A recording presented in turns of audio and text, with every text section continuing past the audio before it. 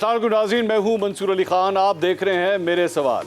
नाज़रीन, वतन अजीज़ के सियासी मंजरनामे में गद्दारों की रोज़ बरोज़ तवील होती फहरिस्त में ताज़ा तरीन इजाफा मेरे कप्तान है। वफाकी वज़रा के जारहाना बयानात से लगता है कि जल्द ही मेरे कप्तान भी इस फहरिस्त में शामिल होंगे, जिन पर आर्टिकल 6 के तहत मुकदमा बना। 75 बरस हो गए पाकिस्तान को बने हुए और 73 बरस हो गए सियासतदानों को एक दूसरे पर गद्दारी का इल्ज़ाम लगाते हुए। उधर कायदे आज़म की वफात हुई, उधर सियासी मुखालिफिन पर गद्दारी के इल्ज़ामात का सिलसिला शुरू हुआ। जब पहले वज़ीर आज़म लियाकत अली खान ने हुसैन शहीद सोहरवर्दी को गद्दार करार दिया, फिर तो चल सो चल। गद्दारी के इल्ज़ामात की इस बारिश में सूखे परों वाली सभी सियासी परिंदे भीग गए। ये सिलसिला इतना दराज हुआ कि मादरे मिल्लत को भी माफ़ न किया गया और अयूब खान ने उन्हें गद्दार करार दे दिया।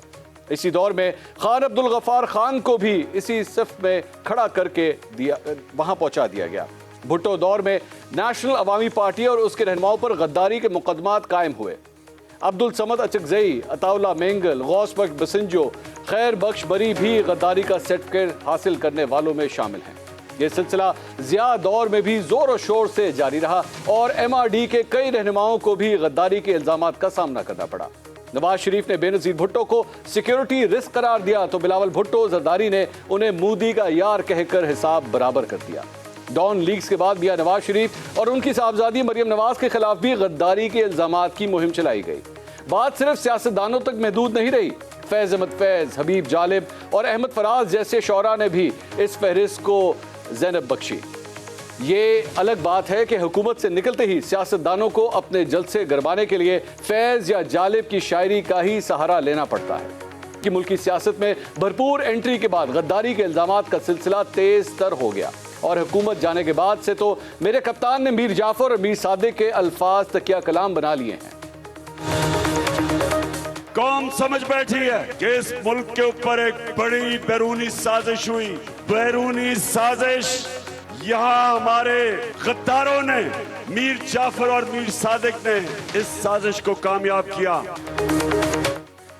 नाज़रीन, माजी से सबक तो सीखता कोई नहीं, इसीलिए इधर मौजूदा हुकूमत है कि सदर और मेरे कप्तान के खिलाफ आर्टिकल 6 के तहत कार्रवाई करने पर तुली बैठी है।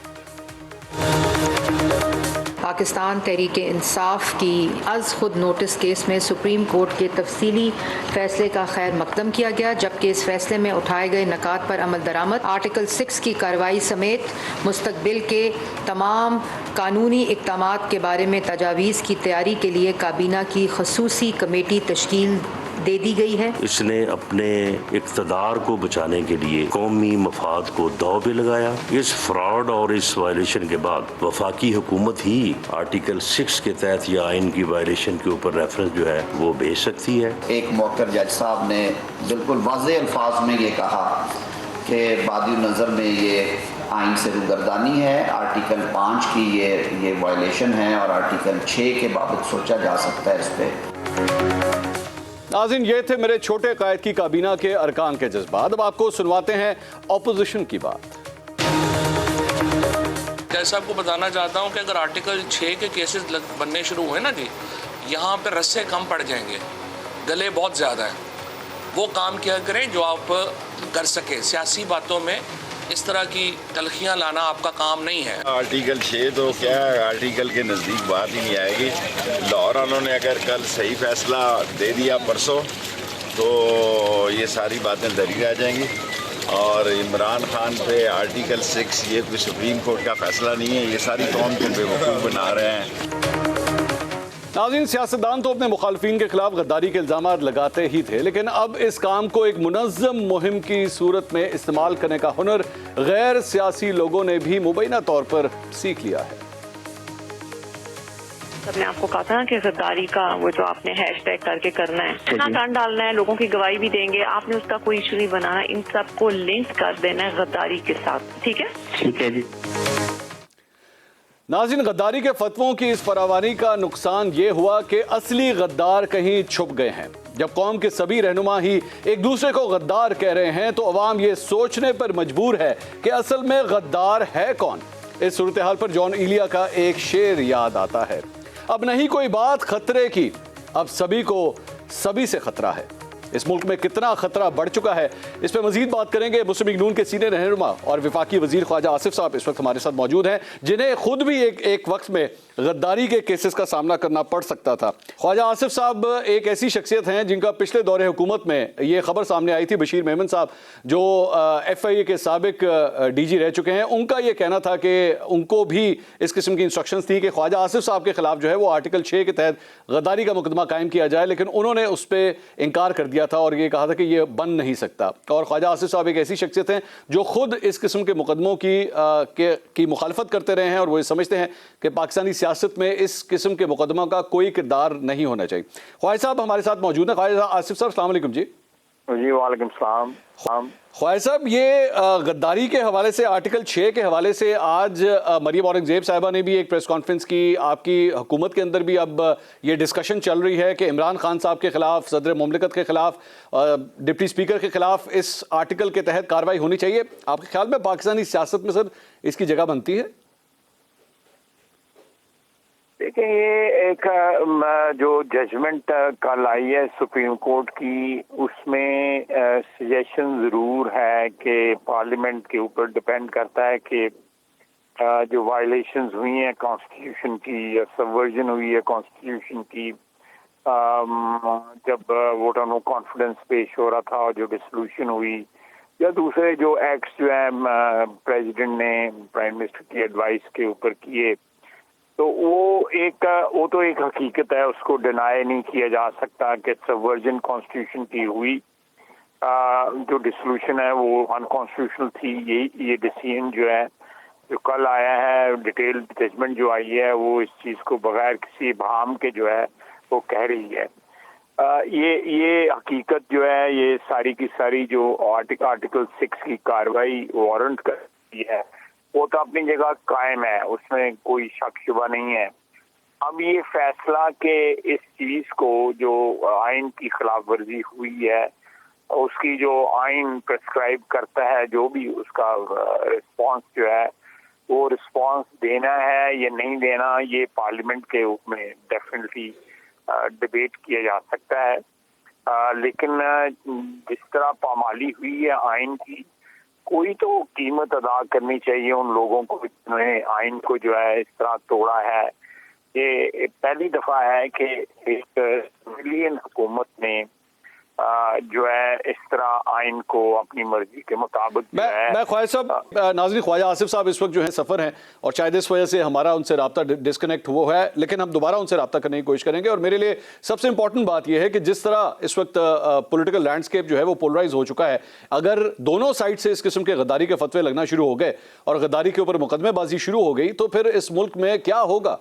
क्या इसीलिए जिससे अब से चंद दिन पहले जब एक मुबैना तौर पर एक ऑडियो आई थी जिसके अंदर ये कहा जा रहा था कि जी अगर हमारे ऊपर कोई इल्ज़ामात लगाए जाते हैं तो आपने ठग करके इसके ऊपर गद्दारी का जो है वो लेबल लगा देना है। अगर यही काम हुकूमत की जानिब से शुरू हो जाए और हुकूमत ये काम करना स्टार्ट कर दे कि एक सियासी पार्टी के रहनुमा के खिलाफ जो है वो गद्दारी का जो है वो कार्ड प्ले किया जाना शुरू हो जाए, तो फिर आखिर इस मुल्क का क्या होगा? ये सबसे बड़ा मेरा सवाल है। और ख़ास तौर पे ये उन रहनुमाओं के दरमियान ये डिस्कशन हो रही है मुस्लिम लीग नून की इस इत्तेहादी हुकूमत के दरमियान जो खुद एक्चुअली इस किस्म के केसेस का सामना करते रहे हैं। तो क्या ये एक सही कदम होगा इस मुल्क के अंदर अमन व अमान कायम करने के लिए? क्या ये एक सही कदम होगा? यही सबसे पहले मेरा सवाल था। बहरहाल ख्वाजा आसिफ साहब से हमारा राब्ता मुनक़ता हो गया, हम दोबारा उनसे राब्ता करने की कोशिश करेंगे।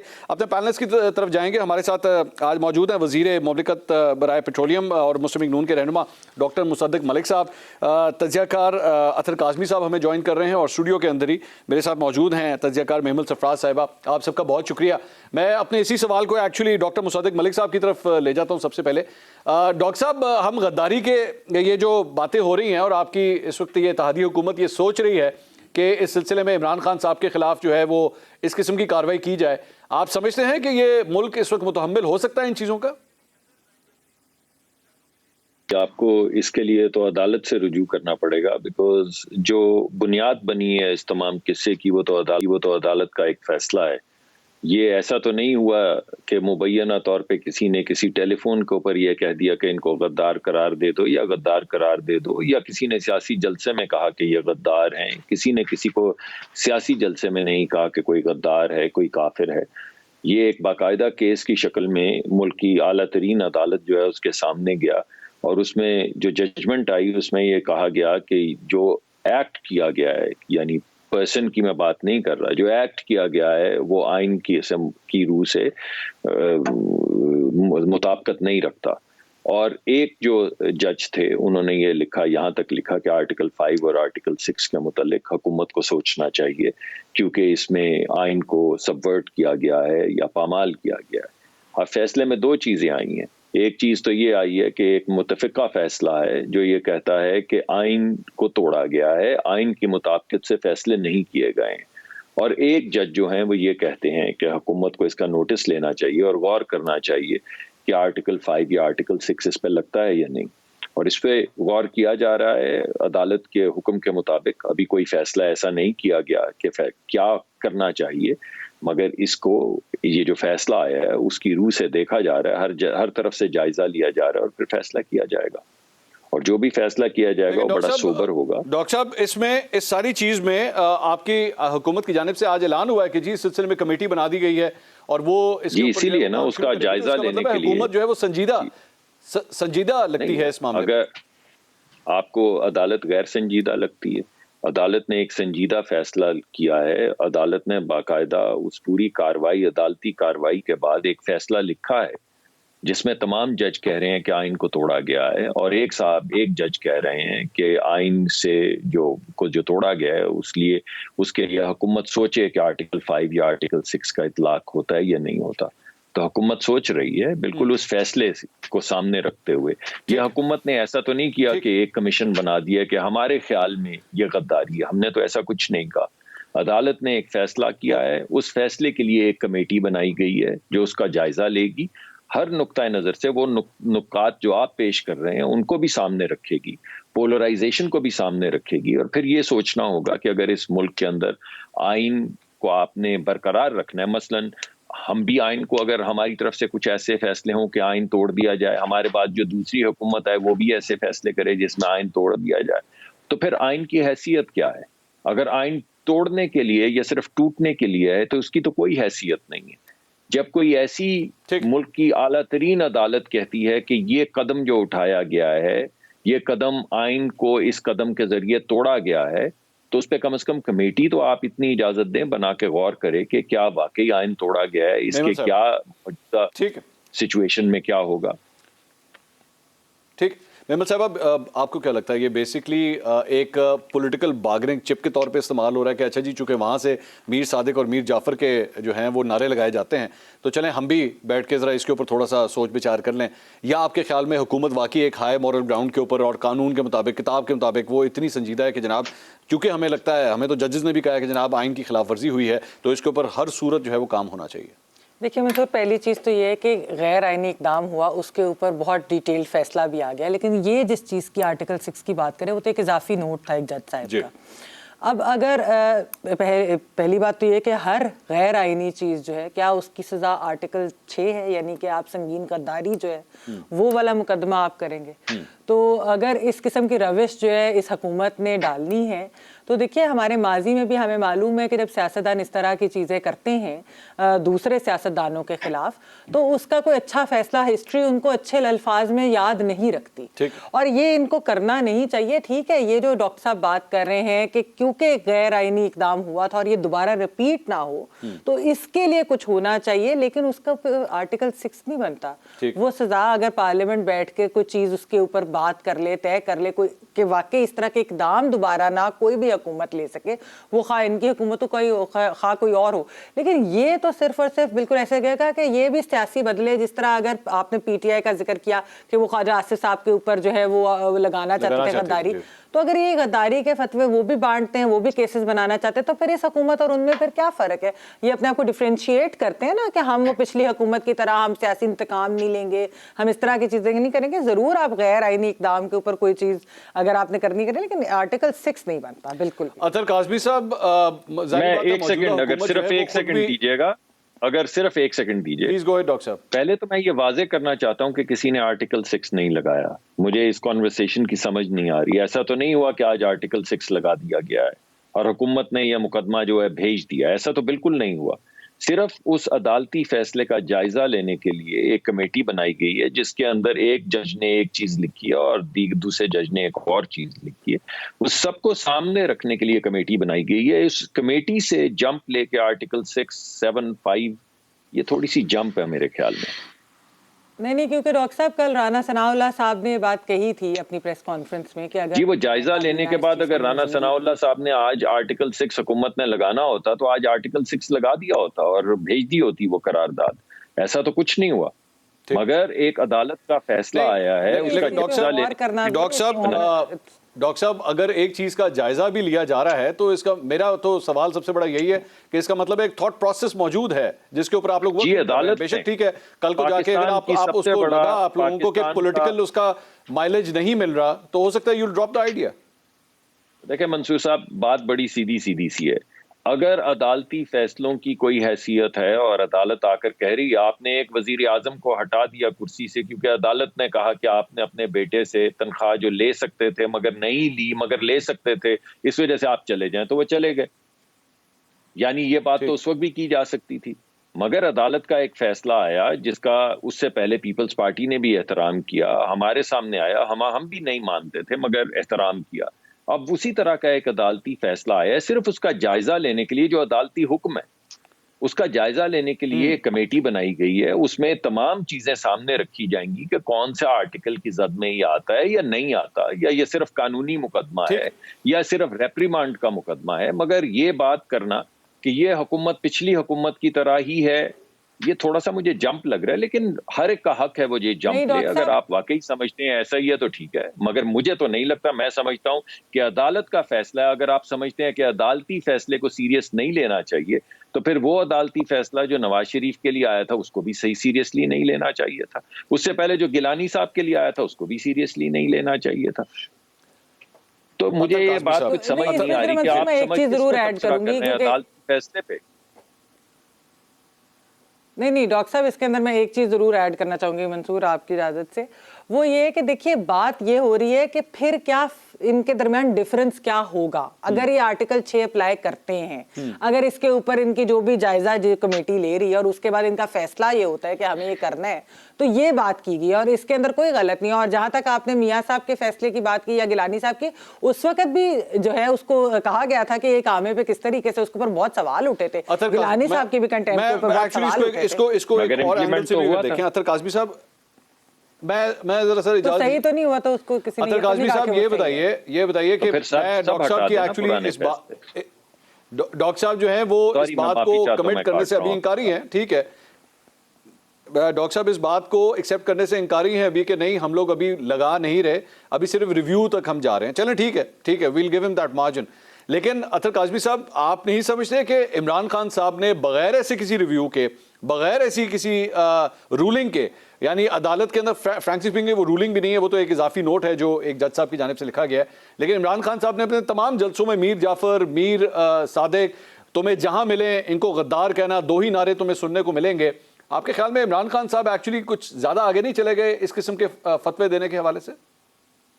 دیکھیں جہاں تک آرٹیکل 6 کی بات ہے معزز عدالت کا جو فیصلہ ہے اس میں ایک اضافی نوٹ ہے اس کے اوپر بات ہو رہی ہے لیکن جب آپ تھوڑا سا پیچھے چلے جائیں آپ میڈیا نکال کے دیکھ لیں ابھی آپ اپنے ریسرچر سے کہیں وہ آپ کو تمام تر بیانات نکال کے دے دے گا. جس دن قاسم سوری نے رولنگ دی تھی اس دن سے ہمارے دوست پی ایم ایل این والے بھی اور پیپلز پارٹی والے بھی مسلسل بار بار کہہ رہے ہیں کہ ان کے اوپر آرٹیکل 6 لگے گا. یہ تو عدالت نے تو اس اضافی نوٹ سے تو ان کی خواہش پوری ہوئی ہے.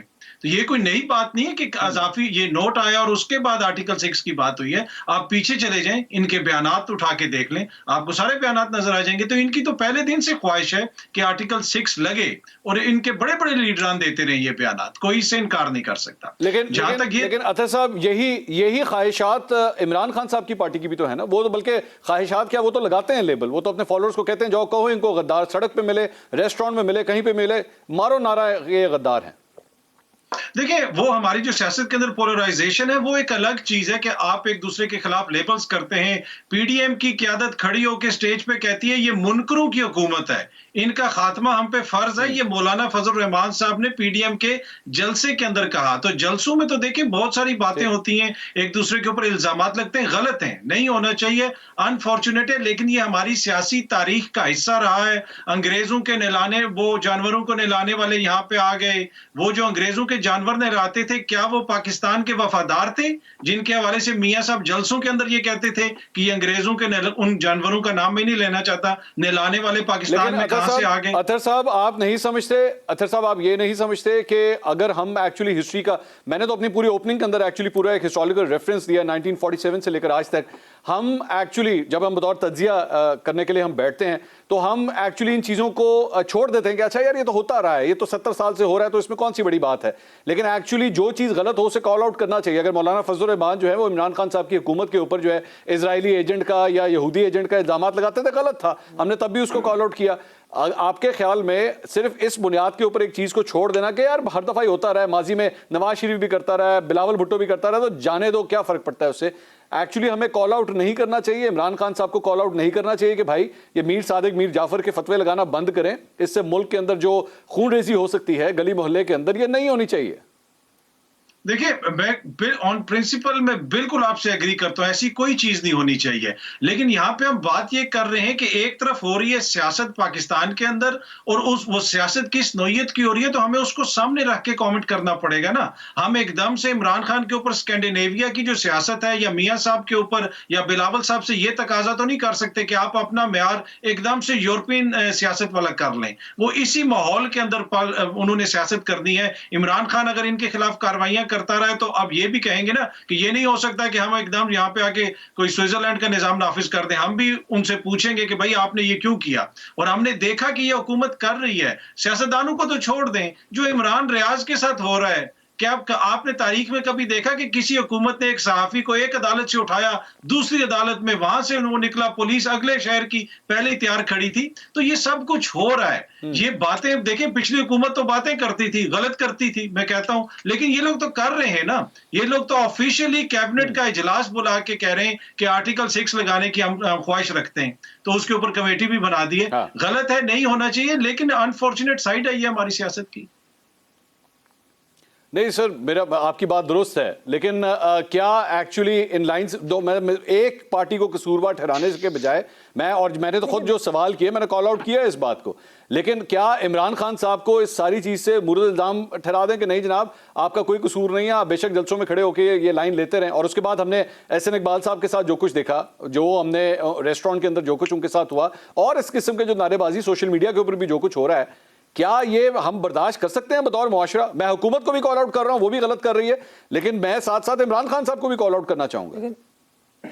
देखिए, कोई भी मुआशरा ये चीज बर्दाश्त नहीं कर सकता। अगर ये चीजें आगे बढ़ेंगी तो ना ये आपके फेवर में ना ये मेरे फेवर में। आज सियासतदानों को, कल हमें कोई रोक के कहेगा भाई कि आपने ये बात क्यों की। इस तरह की अदम बर्दाश्त किसी भी मुआशरे के लिए नहीं है। लेकिन मेरा कहने का मकसद ये है कि ये अदम बर्दाश्त एक नतीजा है एक तसलसल का, जो तसलसल से चला आ रहा है। इसमें बहुत सारी चीजें जो आपको अभी नजर आ रही है, ये सिम्टम्स हैं, ये बीमारी नहीं है। बीमारी बहुत पुरानी है। मैं ठीक है, अच्छा साहब, mammal I have to take a break. मैं ब्रेक के बाद I will come back to you moment. नाज़रीन, एक तो इस टॉपिक को भी हम उसके बाद क्लोज करेंगे, मेमल से मैं आखिरी कमेंट लूंगा, लेकिन ब्रेक के बाद कुछ बात जरा जो ज़िमनी इंतखाबात होने जा रहे हैं, आज आखिरी दिन है, आज आखिरी दिन है इलेक्शन कैंपेन का। क्या पाया, क्या खोया, क्या ये इलेक्शन कैंपेन जिस तरह होनी चाहिए थी, प्रिंसिपल्स के ऊपर क्या हो रही है, और 2 दिन के बाद जो इंतखाबात होने जा रहे हैं, क्या हम ये कह सकते हैं कि साफ शफाफ मुनसिफाना इलेक्शंस होंगे बगैर किसी खूनरेजी के, बगैर किसी धांधली के, और क्या उसके नतीजे में, उस वोटिंग के नतीजे में जो लोग भी इलेक्ट होकर आएंगे, क्या हम ये कह सकते हैं कि साफ शफाफ तरीके से ही ये इलेक्शंस होंगे? मजीद बात करते हैं ब्रेक के बाद, हमारे साथ रहिएगा। नाज़रीन welcome back after the break. हम बात कर रहे थे गद्दारी के हवाले से और डॉक्टर मुसद्दिक मलिक हमारे साथ मौजूद है। उन्होंने कहा कि अभी तक हमने आर्टिकल 6 लगाने का कोई फैसला नहीं किया है, सिर्फ रिव्यू करने के लिए एक कमेटी बनाई है। अतर काज़मी साहब जिक्र कर रहे थे कि आखिर एक प्रेसिडेंट रहा है, हम माजी के अंदर देखते रहे हैं कि पाकिस्तान में सियासत किस तरह होती रही है, जिसकी वजह से आज जो है वो गद्दारी के फतवे भी लगते हैं और एक दूसरे के ऊपर जो है इस किस्म की नारेबाजी की जाती है। मेमल सरफराज साहिबा इस पर कॉमेंट करना चाह रही थी, मुझे ब्रेक पे जाना पड़ा। मेमल आप बात कीजिए, फिर मैं आगे मंसूर ये ऐड करना चाह रही थी कि देखिए ऐसी बात नहीं है कि ये तसलसल जो है ना इमरान खान साहब ने भी बड़े अरसे से चलाया। आपको पिछली इलेक्शन कैंपेन याद होगी, आपने एहसन इकबाल साहब की अभी इस वाले इंसिडेंट का जिक्र किया जो उनको गोली लगी थी, वो किस वजह से थी कि एक मजहब का जो इस्तेमाल किया गया, वो जो मजहब कार्ड का इस्तेमाल किया गया, तो उसकी वजह से ही हुआ था। और अभी भी आपने सही बात की है, आज भी देखिए मजहब कार्ड दोबारा इस्तेमाल हो रहा है। वो क्या हो रहा है कि सियासत के लिए कि हक और बातिल की जंग है। ये कौन कर रहे हैं? ये पीटीआई कर रही है, ये इमरान खान साहब कर रहे हैं। ऐसी अगर आप सोच रखेंगे, इस तरह की अगर आप बातें रोज रोज कहेंगे अपने जलसों के अंदर, अपनी तकरीर के अंदर कि जैसे ये कोई हक और बातिल की जंग है और ये एक्चुअली कोई सियासी मसाइल नहीं है, सियासी मुखालफत नहीं है। इसके ऊपर because now we are talking about election campaign, तो यहाँ पे पाकिस्तान तहरीक इंसाफ के फॉलोअर्स ये कहते हैं कि जनाब ठीक है, चाहे शायद मुस्लिम लीग नून और पाकिस्तान पीपल्स पार्टी ये काम नहीं करती होगी इस हद तक, लेकिन मौलाना फजल रहमान तो करते हैं। और जब मौलाना फजल रहमान करते हैं, पीडीएम के प्लेटफॉर्म पे करते हैं, तो मुस्लिम लीग नून या पाकिस्तान पीपल्स पार्टियों को रोकती भी नहीं है। लेकिन कंडेम तो किया जाता है ना, हम लोग तो बैठकर कंडेम भी करते हैं और वो अपने आप को डिस्टेंस भी कर लेते हैं। यहाँ तो एक टॉप लीडर यानी मेन लीडर, आपके चेयरमैन एक पार्टी के,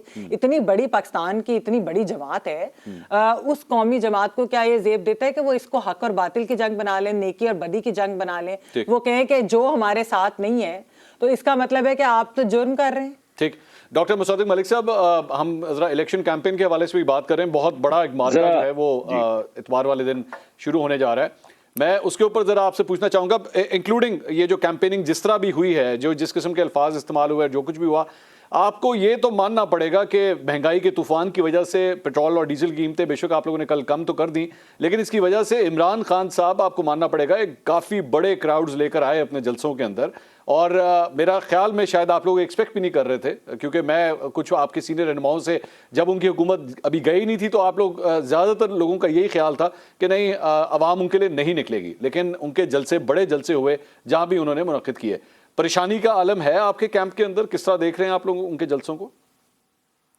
जी, मैं जरा पिछली बात पे 1 मिनट बात करूंगा, फिर आपका जवाब दूंगा, मगर पहले मैं आपको ये बता दूं कि कोई परेशानी नहीं है। अब मैं आपकी जरा पिछली बात का तसलसल आगे बढ़ाना चाहता हूँ।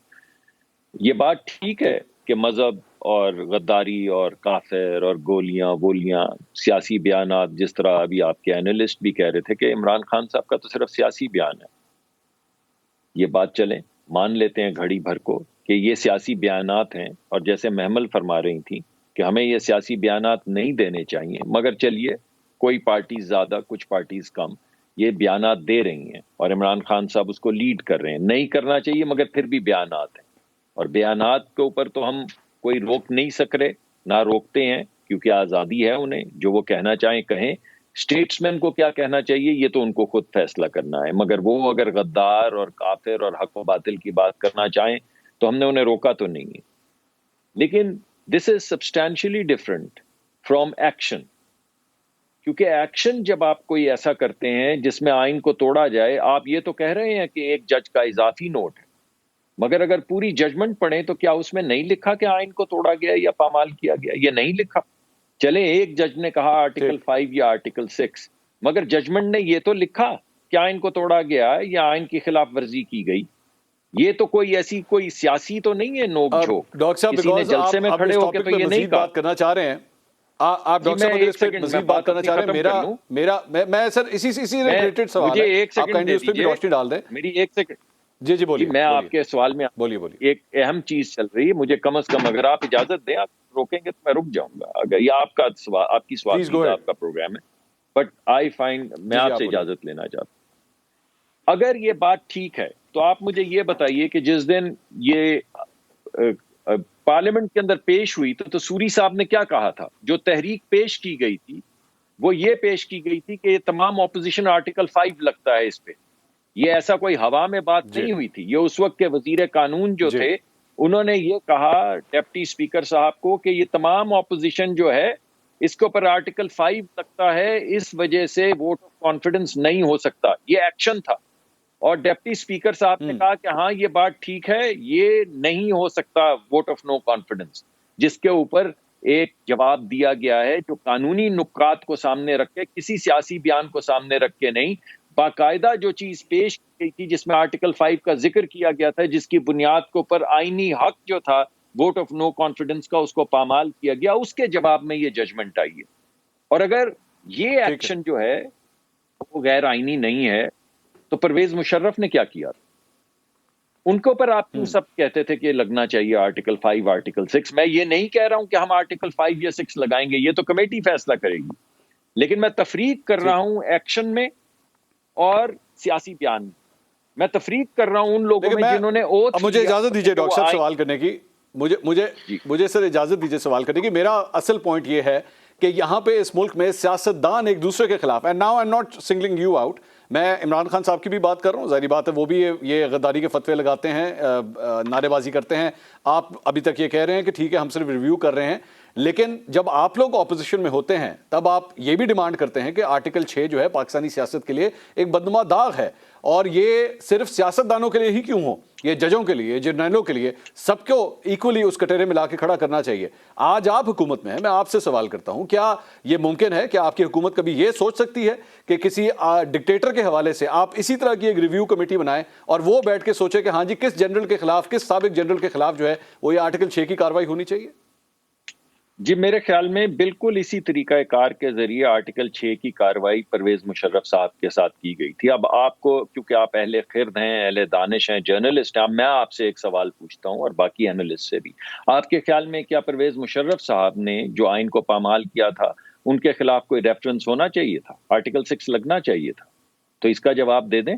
آپ لوگوں نے لگانے کی کوشش کی لیکن آپ نہیں لگا سکے. کوشش نہیں کی تھی, لگایا تھا اور انڈائٹ بھی کیا تھا,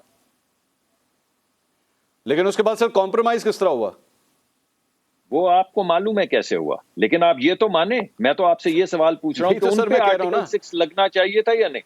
منصور صاحب سوال بڑا سمپل ہے, آرٹیکل 6 کیا پرویز مشرف پہ آرٹیکل 6 لگنا چاہیے تھا یا نہیں؟ یہ اس کا فیصلہ سر میرے خیال میں آپ کے یا میرے بجائے, میں تو خیر اپنے آپ کو بالکل بھی اس قابل نہیں سمجھتا. میں سر اس کا جواب دے رہا ہوں, میں اپنے آپ کو بالکل اس قابل نہیں سمجھتا کہ میں کسی کے اوپر غداری کا ٹیگ لگا سکوں. میرے پاس یہ صلاحیت نہیں ہے. مجھے آپ اس سلسلے میں احمق سمجھیے, آپ مجھے کاہل سمجھیے, کچھ بھی سمجھیے, میرا خیال میں میرے پاس یہ کیپیبلٹی نہیں ہے. یہ اگر کوئی کر سکتا ہے تو عدلیہ کر سکتی ہے, ججز کر سکتے ہیں. جی میں آپ کا کنسسٹنٹ جواب ہے, عدلیہ نے اسی طرح کا ایک ڈیسیجن دیا تھا جس میں انہوں نے حکومت کو یہ انسٹرکٹ کیا تھا کہ آپ غور کریں, بالکل اسی طرح جیسے آپ کر رہی ہے, کہ آرٹیکل 6 لگنا چاہیے یا نہیں, کیونکہ انہوں نے آئین کو پامال کیا ہے. مگر آپ کا کیونکہ کنسسٹنٹ جواب ہے کہ آپ سمجھتے ہیں نہیں لگنا چاہیے, تو پھر یہاں بھی نہیں لگنا چاہیے. اور اگر وہاں پہ میرا ایکچولی یہ سوال نہیں ہے, نہیں چلیے میں نے غلط میں معافی چاہتا ہوں. جی آپ کہیے, آپ کی کیا ہے, آپ فرمائیے. میری اسٹیٹمنٹ سر یہ ہے کہ میں اپنے آپ کو اس قابل نہیں سمجھتا. میں جی مشرف صاحب ہوں, عمران خان صاحب ہوں, کوئی بھی پاکستان کا سیاستدان ہو, جج ہو, جرنیل ہو, میرا خیال میں مجھے نہیں یہ فتویٰ لگانا چاہیے یا مجھے یہ ڈکلیئر نہیں کرنا چاہیے کہ جی میرا خیال میں اس کے خلاف آرٹیکل 6 لگتا ہے. میں یہ انٹرپریٹ نہیں کر سکتا, اور میں یہی چاہتا ہوں کہ پاکستان کے سیاستدان بھی یہ چیز سیکھیں. جی آپ کا موقف بالکل کنسسٹنٹ ہے. ہمیں تب بھی عدالت نے حکم دیا تھا کہ آپ ایک کمیٹی بنا کے فیصلہ کریں, اور اب بھی عدالت نے حکم دیا ہے کہ آپ اس کے اوپر فیصلہ کریں اور دیکھیں, اس پہ آپ غور کریں. ہم نے تب بھی غور کیا اور جو ہمیں سمجھ آئی کیا, اب بھی غور کر رہے ہیں. اس کا مطلب یہ نہیں کہ فیصلہ وہی نکلے گا, مگر یہ ایک عدالتی فیصلہ ہے جو ایک ایکشن کو جس میں آئین کو پامال کیا گیا ہے اس کی وجہ سے سامنے آیا ہے. یہ کوئی سیاسی فیصلہ یا نعرہ نہیں. اگر ہم نے لگانا ہوتا تو پہلے لگا دیتے, جیسے عطر صاحب کہہ رہے تھے.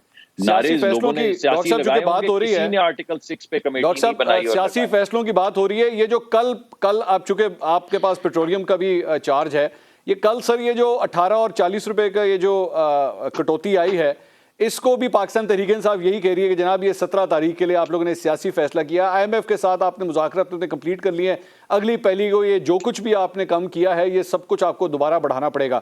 سر یہ حقیقت ہے, ایسا ہی ہے؟ جی بالکل نہیں, کیونکہ اس میں ایک پیسے کی سبسڈی بھی نہیں ہے. یعنی جو بین الاقوامی مارکیٹ کے اندر کمی آئی ہے, صرف وہ کمی جو ہے لوگوں تک پاس تھرو کر دی گئی ہے. اگر آپ دکھا دیں اس میں 1 پیسے کی بھی سبسڈی اگر ہو، کل اس کا باقاعدہ اعلان کیا گیا ہے اور اوگرا کا انالیسس اس اعلان کے ساتھ اٹیچڈ ہے. اس اوگرا کے انالیسس کے پیچھے تمام بین الاقوامی قیمتیں، اور 15 دن میں پی ایس او نے جس بھاؤ تیل خریدا ہے، صرف اسی 15 دن کے جس بھاؤ تیل خریدا گیا ہے اسی بھاؤ کو پاس کر دیا گیا ہے عوام پہ، جو ملک کا قانون. سر یہ لیوی، پیٹرولیم لیوی انکریز ہوگی؟ نہیں، ابھی تو نہیں ہے جی، اس دفعہ تو نہیں کی گئی ہے، لیکن ایک کانٹریکٹ کیا گیا تھا پہلے. جی میں آپ کو بتا رہا ہوں کہ پہلے کانٹریکٹ کیا گیا تھا، جو آئی ایم ایف کے ساتھ کانٹریکٹ کیا گیا تھا، وہ لیوی بڑھانے کا اور سیلز ٹیکس بڑھانے کا ایک سوبرن کانٹریکٹ آئی ایم ایف کے ساتھ پچھلی حکومت کر کے گئی تھی، جو آئی ایم ایف کے ویب سائٹ کے اوپر اس وقت لگا ہوا ہے. آپ میری بات نہیں مانیے، آپ کا پروگرام تمام ینگ بچے دیکھ رہے ہیں جو تمام دن یہی کام کرتے ہیں. آپ آئی ایم ایف کی ویب سائٹ پہ چلے جائیے اور جا کے دیکھیے کہ پاکستان نے کیا سوبرن کانٹریکٹ پچھلی دفعہ کیا تھا. اس میں کہا گیا تھا کہ سیلز ٹیکس بھی لگے گا، لیوی بھی لگے گی. اس مرتبہ ہم نے کوشش یہ کی ہے اور کوشش کامیابی سے کی ہے کہ سیلز ٹیکس نہیں لگے گا، صرف لیوی لگے گی، اور اس کی مطابقت سے ہم چل رہے ہیں. نہ ہم نے کسی سوبرن کانٹریکٹ کو پامال کیا ہے، اس کے خلاف گئے ہیں، اور نہ ہم نے 1 پیسے کی سبسڈی دی ہے. اطہر کاظمی صاحب، اس پہ تعریف بنتی ہے سر، حکومت کی کریں گے؟ دیکھیں کوئی بھی ایک اچھا کام کرے تو اس کے اوپر تعریف بنتی ہے، لیکن اس میں چھوٹا سا یہاں پہ میں پہلے ایک کامنٹ کرنا چاہوں گا. جو آرٹیکل 6 کے اوپر یہاں پہ بات ہو رہی تھی نا، دیکھیں یہ جو آرٹیکل 6 ہے، آرٹیکل 5، جب ہم ان کی باتیں کرتے ہیں نا تو عوام اس سے کنیکٹ نہیں کر پاتی. آئین کی پامالی کی بات کرتے ہیں نا تو جس عوام کو صبح شام تھانوں میں جس طریقے سے رسوا کیا جاتا ہے، سرکاری محکموں میں جس طریقے سے رسوا کیا جاتا ہے، اگر اسلام آباد کے اندر بھی عوام نلکے سے صاف پانی نہیں لے سکتے تو اٹ مینز کہ آئین تو ہر روز پامال ہوتا ہے نا عوام کے لیے. تو وہ پھر یہ سمجھتے ہیں کہ یہ آرٹیکل 6 کی جب بات ہوتی ہے، یہ اشرافیہ کو انصاف فراہم کرنے کے لیے آل آف سڈن آؤٹ ریج آ جاتی ہے نظام کے اندر کہ یہ یہاں پہ اشرافیہ کے حقوق پامال ہوئے. تو اتوار والے دن عدالت کھلی، پھر عدالت نے فیصلہ دیا کہ کیسے ہو سکتا ہے کہ آپ اشرافیہ کے حقوق پامال کریں. اگر یہی آؤٹ ریج ہمیں ہمارے سیاستدانوں کے اندر اس وقت نظر آئے اطہر صاحب، یہ ایکویٹ کرنا آپ کے خیال میں ایکویٹ کرنا جائز ہے آپ کے خیال میں؟ نہیں، میں یہ بتا رہا ہوں کہ جب اسی قسم کی آؤٹ ریج عوامی مسائل کے اوپر ہمارے سیاستدانوں میں ہوگی نا، تو پھر اس نظام کے اندر کوئی بھی شخص جرت نہیں کرے گا کہ وہ آئین کو توڑے، کیونکہ آئین کی محافظ پھر عوام ہوں گے. وہ کہیں گے آپ کی جرت کیسے ہوئی کہ آپ ہمارے نمائندوں کے ساتھ اس طرح کی حرکت کریں، کیونکہ وہ ہمیں انصاف فراہم کرتے ہیں. اس آئین کی وجہ سے ہمیں ہمارے حقوق ملتے ہیں، ہمیں عدالت میں انصاف ملتا ہے، دفتروں میں انصاف ملتا ہے. تو یہ میرا کہنے کا مقصد ہے کہ جب وہ خود اس کو دیکھیں گے کہ اس آئین سے ہمارا فائدہ ہو رہا ہے تو پھر اس آئین کا تحفظ کرنا بڑا آسان ہو جائے گا، اور یہ آرٹیکل 6 بھی لوگوں کو سمجھ آ جائے گا اور آرٹیکل 5 بھی سمجھ آ جائے گا. صرف میرے کہنے کا مقصد یہ ہے. جہاں تک پیٹرول کی قیمت کم کرنے کا تعلق ہے، obviously اگر حکومت چاہتی تو نہ بھی کرتی ہے، عوام کیا کر سکتے تھے، تو انہوں نے کم کیا، اچھا اقدام ہے. لیکن اس کے ساتھ ساتھ ہمیں یہ بھی دیکھنا پڑے گا کہ 100 روپیہ انہوں نے بڑھایا بھی ہے، اور 100 روپے میں سے انہوں نے تقریباً 20 روپے کم کر دی ہے، تو یہ بھی ان کے اوپر تنقید ہو رہی ہے. اس وقت جو عالمی مارکیٹ میں پیٹرول کی قیمت پہلے غالباً $120 سے اوپر تھی، اب $90-95 کے قریب ہے، تو وہ بھی تنقید ہو رہی ہے. لیکن اگر جہاں پہ حکومت ریلیف دے سکتی ہے وہ ضرور عوام کو دے، اور اس کو اپریشیٹ کرنا چاہیے. جو 100 یونٹ والا فیصلہ کیا تھا وہ بھی کاظمی صاحب، آپ سمجھتے ہیں کہ اس کا یہ جو کچھ بھی ہوا ہے، حکومت نے جو کچھ بھی کیا ہے، اس کا سیاسی فائدہ پرسوں الیکشنز کے دوران ملے گا انہیں آپ کے خیال میں؟ دیکھیں کیا پتا اتنی جلدی نہ ملے. دیکھیں حکومت جو بھی حکومت فیصلے کرتی ہے نا، اس میں وہ سیاسی فائدہ ضرور ڈھونڈتی ہے، چاہے وہ عمران خان کی حکومت ہو یا کسی اور کی حکومت ہو، اس لیے کہ انہوں نے سیاست کرنی ہے عوام کے لیے. تو جو میں تو یہ بھی کہہ رہا ہوں کہ جو 100 یونٹ والا فیصلہ تھا، وہ عمران خان صاحب نے وہ جو 10 روپے کم کیے تھے، وہ بھی ایک سیاسی فیصلہ تھا، سیاسی فائدہ اٹھانے کے لیے آپ کے خیال میں؟ سیاسی فائدہ اور ساتھ ساتھ عوام کا فائدہ، اس لیے کہ آپ سیاست ہے نا، آپ کے ملک کے اندر بادشاہ تو ہے نہیں ہے جو مرضی کرتے رہیں گے، اس کی کوئی ریپریکاشن نہیں آئیں گی. ٹھیک ہے حکمرانوں کے دلوں میں عوام کا درد بھی ہوگا، ان کے دل میں بھی ہوگا، لیکن انہوں نے ووٹ ان سے لینا ہے، تو اس وجہ سے ان کی کوشش ہوگی کہ ان کو کسی نہ کسی طریقے سے تو راحت پہنچائی جائے نا. تو میرے خیال میں 100 یونٹ والا فیصلہ بھی اچھا ہے، اب انہیں انتخابات کے بعد اس کو کیری آن کریں. اب میبل جو بیسکلی میں نے آرٹیکل 6 نہیں دوبارہ ڈسکس کرنا, we have discuss it enough, لیکن یہ جو ٹاپک ہم ڈسکس کر رہے تھے مہنگائی کی وجہ سے مسلم لیگ نون کو ایک بہت بڑی پریشانی کا, اور میں عوام کے درمیان گیا, میں نے جا کے پروگرام ریکارڈ کیا, 98% لوگوں کا سب سے بڑا جو ایشو تھا وہ مہنگائی تھا.